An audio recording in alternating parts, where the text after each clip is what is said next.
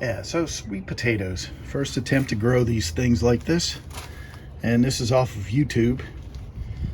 And so what I did was, just like everybody else, I put 3 sweet potatoes in a little bit of potting soil here in a shallow tray.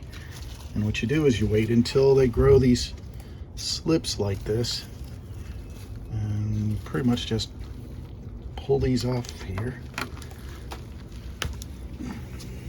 And you get rooted ones. Then you stick them in water until you're ready to plant them. And they grow their roots pretty good. And then we're gonna plant them in the garden from here. And I got 3 different kinds of sweet potatoes, or actually 2, I think. I don't know what these are actually. I didn't label them. Kind of a mistake there. But this one is really prolific. I think it's because it was an older sweet potato, and then we've got some slips coming off these other ones. So we're gonna separate them, I think.